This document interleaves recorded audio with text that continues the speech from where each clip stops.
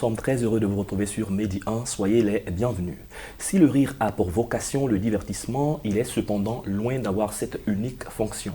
Le rire est synonyme de partage et l'utilité du rire est très variable. Quelle est donc la place du rire dans la société? On en parle avec l'artiste humoriste Le Magnifique. Bienvenue, Le Magnifique. Merci. De façon générale, les artistes se trouvent un nom, un sobriquet, un pseudonyme. Oui. Le Magnifique, ça vous vient d'où? D'abord, je suis parti de l'idée, je me suis dit que les noms ont une répercussion sur les personnes qui les portent. Donc, si tu dois être artiste, il faut savoir choisir le nom.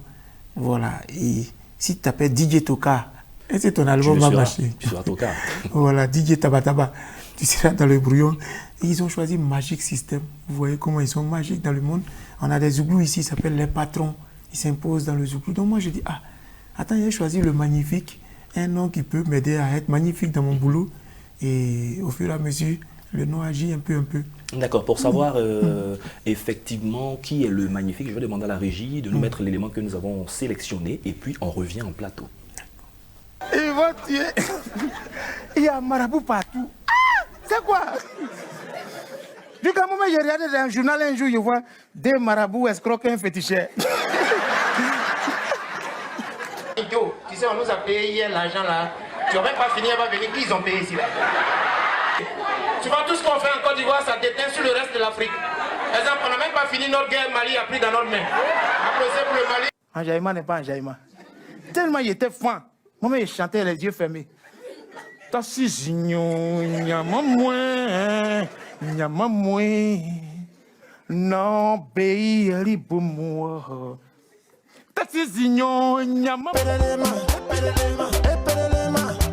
On a causé de se gérer sur le côté, soit crisé, reste posé, faut pas dégamer, mon bébé. Mais quel way, bébé, mais quel way, bébé.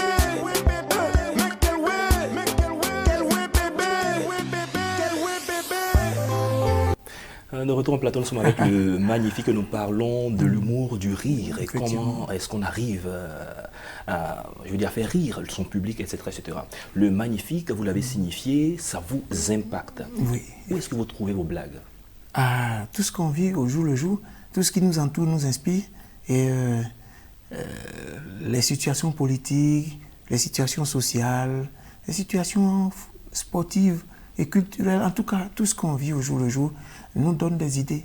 Et là, nous, on rentre au labo pour ajouter la touche humoristique. Est-ce que vous savez que ça va faire rire ou bien Voilà. vous vous lancez comme ça et puis vous observez? Oui. On travaille ça déjà.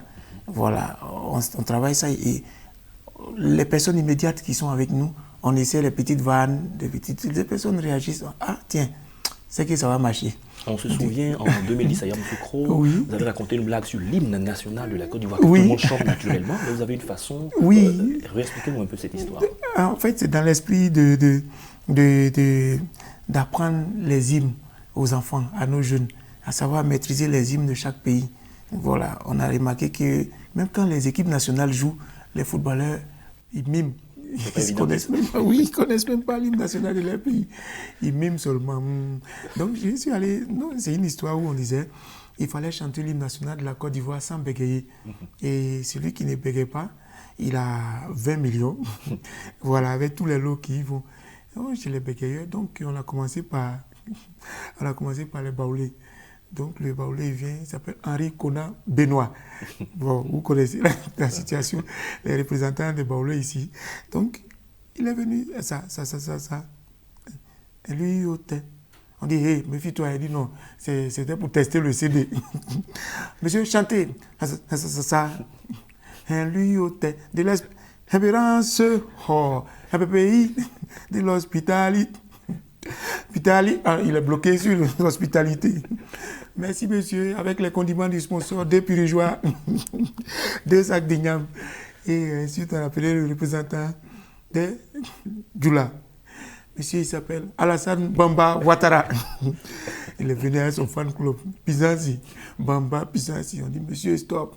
Vous êtes prêt? Il dit, oui. On dit, vous voulez faire ça quoi? Il dit, hip-hop. Il envoie le son. Tout. Ça. Lui, de l'espérance, un pays de l'hospitalité.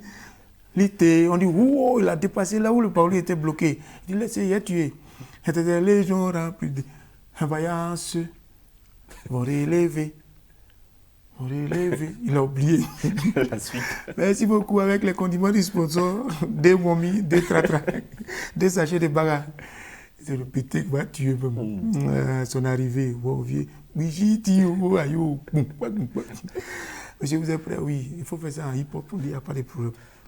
C'est parti. Salut, de l'espérance, un pays de l'hospitalité. Il est allé même. Il faut gentil dans la foi nouvelle.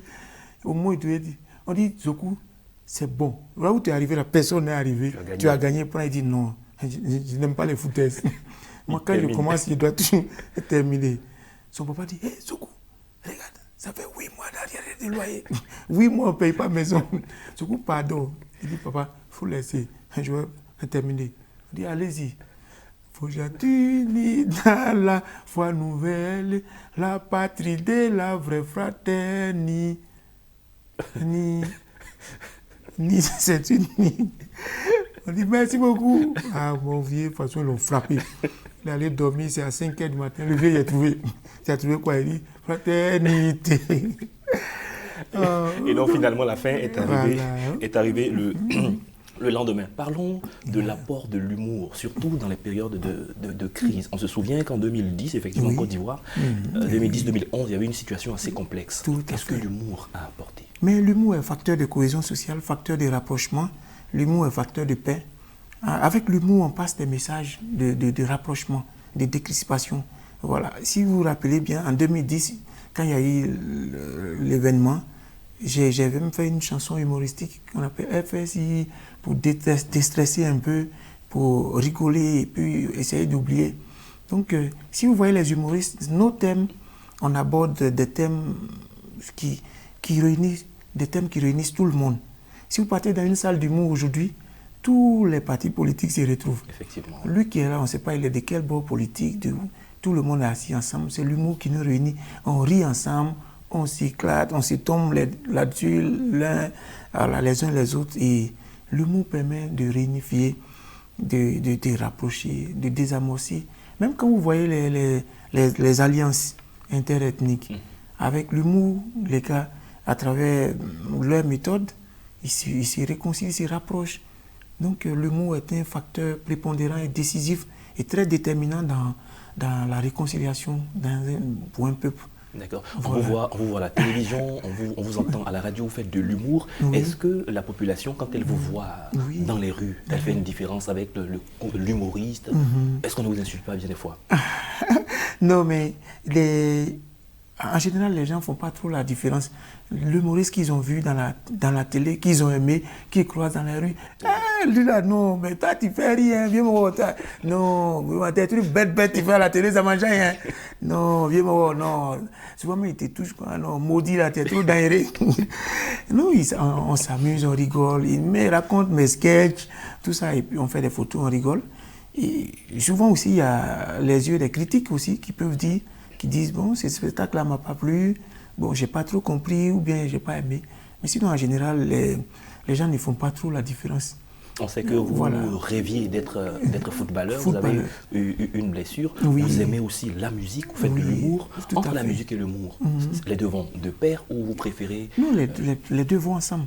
La musique et l'humour, c'est comme les deux faces d'une feuille. La musique est le recto et l'humour est le verso. On ne peut pas couper la feuille sans couper les deux. Les deux vont ensemble. On peut faire des sketchs, des vannes pour faire rire. On peut faire des parodies, des chansons comiques, ou bien même des chansons sérieuses à un moment donné pour qu'on dise, ah, Tio, vraiment, le gars là, il fait humour, mais il chante aussi, hein. Ou bien il a chanté, hein. Et c'est ça les paramètres de l'humour. L'humour a deux aspects prépondérants. Déjà, un aspect ludique, qui est le divertissement, le rire. Au-delà de ça, on a l'aspect didactique, les enseignements, les leçons qu'on retient, de sorte qu'on dise, ah, on est parti au spectacle de Magnifique, ou bien de Wallace, ou bien d'un tel, mais vraiment, ce qu'il a dit là, on n'a rien, hein, mais il y a la vérité dedans. Effectivement. Les gars, changeons. Effectivement, nous aussi, nous avons ri, nous avons décelé la vérité qu'il y a dedans. C'est là qu'on va s'arrêter pour cette émission. Déjà, notre émission jolie là est finie. Oh, toi aussi. Effectivement. Tu sais, il y a un proverbe qui dit, si crapaud sort de l'eau pour dire que grenouille a soif, c'est que c'est vrai. Les deux vivent en bas là-bas. Mais merci à vous. Merci. Vive l'humour. Et à très bientôt sur Voilà. C'est la fin de cette émission. Merci à tous de l'avoir suivi. Bonne suite de nos programmes sur Média.